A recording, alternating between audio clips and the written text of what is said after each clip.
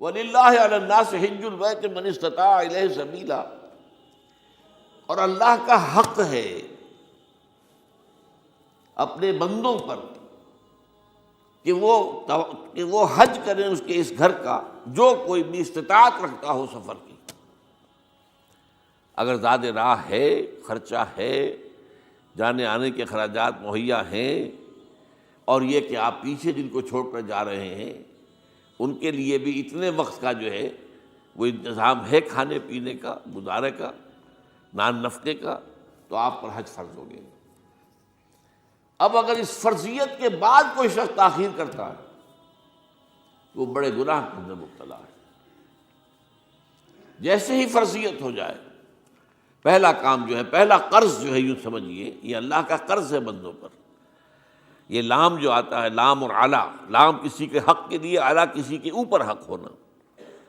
وَلِلَّهِ عَلَى النَّاسِ حِجُّ الْبَيْتِ مَنِ اسْتَطَاعَ إِلَيْهِ سَبِيلًا، یہ تو اللہ کا حق ہے لوگوں پر، لوگوں کے ذمے، یہ قرض ہے اللہ کا کہ اس کے گھر کا حج کریں، جائیں، طواف کریں، اور جو بھی اس کے مناسک ہیں ادا کریں، اور وہیں پر قربانی کا بھی ہے۔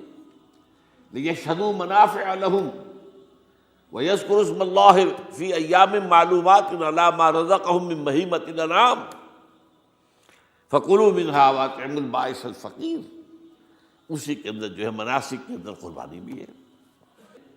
افریقہ میں آپ کو معلوم ہے، شمالی افریقہ میں زیادہ تر لوگ جو ہیں جیسے کہ ہندوستان پاکستان میں ویسے ہیں، لیکن آپ جنوب میں چلتے جائیے تو رنگ گہرا ہوتا چلا جائے گا، انتہائی سیاہ رنگ وہ بھی ہے، سب آ رہے ہیں، شکلیں جدا ہیں، زبانیں جدا ہیں، لیکن سب کے سب جو ہے ایک ہی نغمہ ان کی زبان پر ہے ایک ہی نغمہ، کہیں واضح کہیں مبہم، وہ ایک ہی مذہب، لبیک اللہم لبیک، لبیک لا شریک لک لبیک، ان الحمد والنعمت لک والملک لا شریک لک۔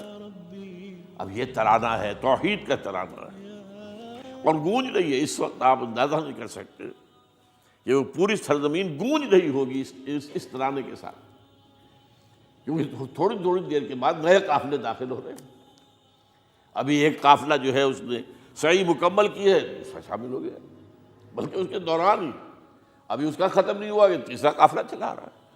وہ تو یہاں تو ظاہر بات ہے کہ میں نے چونکہ ایک نقشہ اپنی نگاہوں سے دیکھا ہے، مدینہ منورہ سے اور مکہ مکرمہ جاتے ہوئے رات کے وقت، کہ کہیں جو ہے وہ روشنیوں کی وہ قطار ٹوٹتی ہی نہیں تھی، مسلسل معلوم ہوتا ہے کہ سڑک کے اوپر گاڑی ہے، مسلسل، کہیں اس کے اندر وقفہ ہے ہی نہیں۔ اتنے بڑے پیمانے پر، اتنے بڑے پیمانے پر، اتنے بڑے پیمانے پر لوگ جمع ہو رہے ہیں۔ زبانیں جدا ہیں، ایک دوسرے کی زبان نہیں سمجھتے، لیکن ایک زبان اور بھی ہوتی ہے جو بغیر بولے سمجھ میں آتی ہے، اس سے معلوم ہوتا ہے سب کے لیے محبت ہے، ہمارے بھائی ہیں، تمام مسلمان ہیں۔ بعض کے اندر یہ محبت کا جذبہ زیادہ ہے۔ ترکوں میں انڈو پاکستان کے لوگوں کے لیے بہت محبت ہے۔ اب وہ بات جو نہیں کر سکتے، سمجھا نہیں سکتے، لیکن ان کی آنکھوں سے، ان کے انداز سے وہ محبت ٹپکی پڑتی ہے۔ تو عالمگیریت جو ہے اسلام کی، ہمگیریت، عالمگیریت، آفاقیت، اس کا جو مظہر نظر آتا ہے وہاں کا۔ پھر یہ کہ ہمارے ہاں کی جتنے بھی فرقہ بندیاں ہیں وہ وہاں ختم ہو جاتی ہیں۔ وہاں اہل حدیث ہیں، حنفی ہیں، مالکی ہیں، شافعی ہیں، حنبلی ہیں۔ یہ کام بھی کیا ہے آ کر انہوں نے آل سعود نہیں، ورنہ اس سے پہلے جو ہے وہ 4 مصلے علیحدہ تھے، وہاں پر 4 جماعتیں علیحدہ ہوتی تھی۔ یہ حنفی مصلی ہے، یہاں پہ حنفی امام ہے وہ پڑھائے گا، یہ شافعی مصلی ہے، شافعی امام ہے وہ نماز پڑھائے گا۔ تو یہ جو ایک تفریق تھی وہاں بھی موجود تھی، انہوں نے ختم کیا، ایک امام کے پیچھے جماعت ہوگی، اسی میں حنفی بھی ہیں، مالکی بھی ہیں، شافعی بھی۔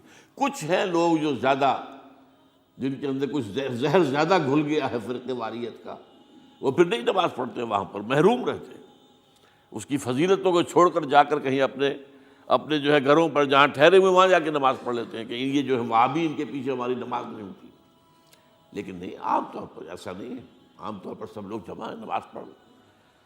اور ایک سب سے بڑا مشاہدہ جو ہوتا ہے، جو مجھے سب سے پہلے ہوا تھا پہلے حج میں، یہ 1962 کی بات ہے، تو میں نے محسوس کیا کہ یہ نماز کے اندر اختلافات جو ہیں اسلام مسلمانوں میں صرف اتنے ہیں کہ جس سے جماعت نہیں ٹوٹتی. اختلافات ہیں، رفع یدین ہے یا نہیں ہے، آمین بالجہر ہے یا نہیں ہے، اختلافات تو ہیں، لیکن جماعت نہیں ٹوٹتی. وہ جو ڈرل ہے، ڈرل جیسے کہ ڈرل ہوتی ہے، آرمی پریڈ ہو رہی ہے، وہ ڈرل ختم نہیں ہوتی. ایسا نہیں ہے. میں نے جب سوچا اگر کسی مسلک کے نزدیک رکوع بھی دو ہوتے جیسے سجدے دو ہیں، تو وہ لوگ تو ایک رکوع کے بعد دوسرا رکوع کرتے اور باقی لوگ سجدے میں چلے گئے ہوتے، جماعت ٹوٹ جاتی.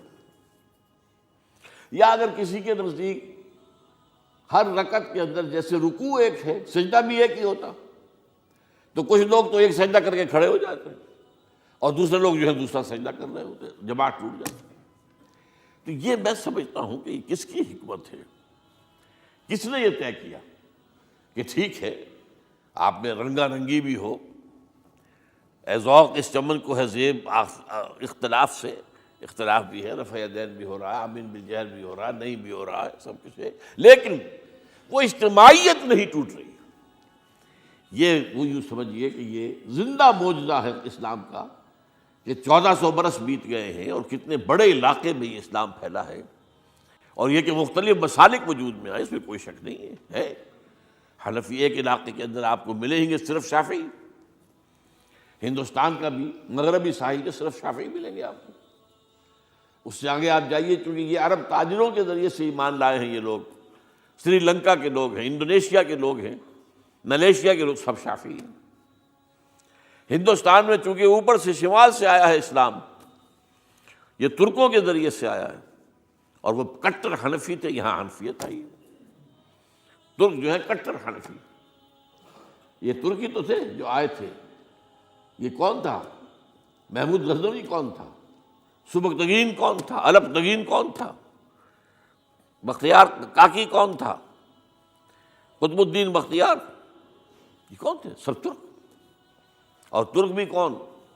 غلامان، خاندان غلامان یاد کیجیے. لیکن بہرحال ان کے ذریعے سے جو اسلام ان کے ساتھ آیا ہے وہ خالص حنفی اسلام، کوئی حرج نہیں. وہاں جا کر سب جمع ہو جاتے ایک وحدت کے اندر.